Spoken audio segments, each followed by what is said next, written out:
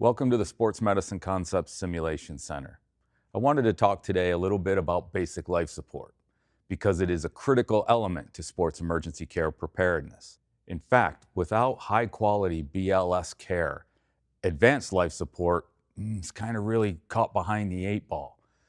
So let's talk about some really important considerations for BLS care.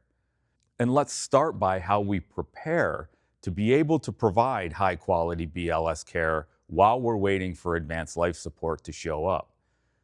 We know that on average, advanced life support or EMS is about 6 to 8 minutes away. But there are a lot of mitigating factors that can delay the response. So here at SMC, we always suggest that you plan to be able to provide high quality BLS care for a minimum of 25 minutes. So as you're thinking about that, what do I need to provide high quality BLS care for 25 minutes while I'm on this island by myself waiting for advanced life support? Those needs are going to come in two distinct categories: personnel needs and equipment needs. I want to talk more specifically today about the equipment needs. I'm talking about high quality BLS equipment that you need to provide high quality BLS care in an emergency situation waiting for the arrival of EMS.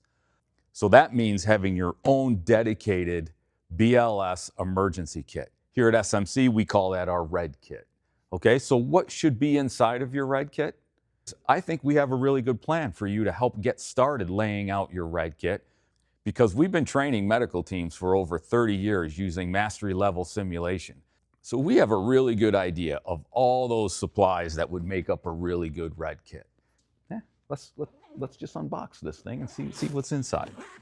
So here in the main cavity, in ours, we have our AED. Of course, because we do simulation-based training, this is just an AED trainer, all right? But you can put your own AED in there.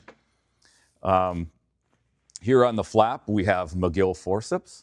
And if you want any specific training as to why we have certain things in this kit, certainly you can engage with the SMC Academy to get some education and direction on how to use some of these supplies. I'm just going to go through the supplies that we have here, okay? So Magill Forceps can be very handy in helping you manage an airway. We have SAM splint. We have some gauze and packing material, our PPP, to manage blood in a safe, efficient manner. We have our CPR mask. We have some more gauze, obviously for bleeding, right? Here in the back, we have a cervical collar. I don't think I have to explain what that is used for. We have some ACE wraps, a couple different styles and sizes of ACE wraps. Again, another BLS airway management tool for us is a handheld suction unit. We have a series of NPAs, nasopharyngeal airways. And of course, we also have OPAs, or oropharyngeal airways, in our kit. Let's see, what else we have in here. Also some upper level, if you will, bleeding control. We have our tourniquet. Hopefully we don't have to get that far. We can use our packing material and stop the bleed without a tourniquet. That would be nice, right? That's the plan. Some additional PPE and gloves and gauze pads. We have a bag valve mask. I'm very high on the bag valve mask, even though we have a CPR mask in here. It's my belief that, you know, at our level in sports medicine concepts, this truly does represent the standard of care, is being able to provide rescue breaths with a BVM. That's a big thing for me here. So I make that comment a lot. Various tubes that go along with the suction unit. Okay, so that's in our main compartment. Here in the front compartment, we have our packing towels.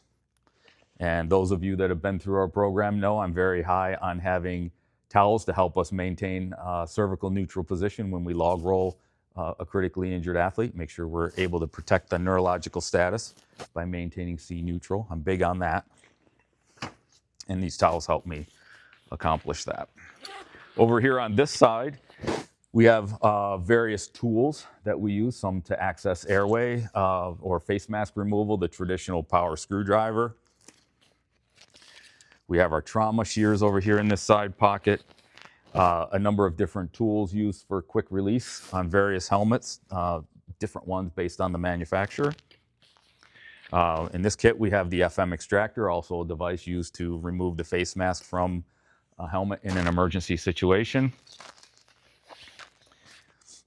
And then over here on our other pocket, some additional resources to help us carry out high quality BLS care, including a spacing chamber that we use for asthma and respiratory distress. We have the SMC Vital Signs Trending Notebook, which is a really handy way of not only documenting traditional vital signs, but what we've done in the Vital Signs Assessment tool is supplemented the traditional vital signs with other signs and symptoms that are critical specifically in the sports medicine environment. So this is it includes neurological status, a little bit more on neurological status. It includes some signs and symptoms of concussion and helps us track those, as well as the cranial nerves, a shock index, pulse pressure, and glucose. So some additional signs and symptoms that are not traditionally found in the vital signs trending literature. We've supplemented those and provided an opportunity for you to track those over time to help you decide whether somebody needs to go to the emergency room now, or if this is somebody that we can follow up with a physician in a little bit, or if this is someone we need to continue to watch before we make that clinical decision about transport or not. So a very handy tool. We have our pulse oximeter. Again, very important as we monitor and support vital signs while we are waiting for EMS to arrive. Also very important because as we're using this various equipment that's in the kit, some of these monitoring devices that we have packed inside our red kit will help us know if our intervention or the treatment that we are providing is actually working. So we'll be able to monitor that, one with a pulse oximeter. Blood pressure monitor. This also gives us heart rate and blood pressure. And we also have a glucose monitor in our kit as well. Okay? So important BLS equipment that can help us provide high quality BLS care in that interval of time from when an accident happens to when ALS arrives. Very important to be able to provide that. And again, our recommendation, plan for at least being on an island by yourself, providing high quality BLS care for up to 25 minutes. Hopefully, EMS does arrive in that 6 to 8 minute interval that we like, but let's plan for that worst case scenario, okay? Look down below for a description and content list. And don't forget to subscribe, like this content, and comment down below because that helps us out a lot. And look to us on Instagram and all the other social media outlets because we have lots of information for you and are anxious to share. Okay, we'll see you next time.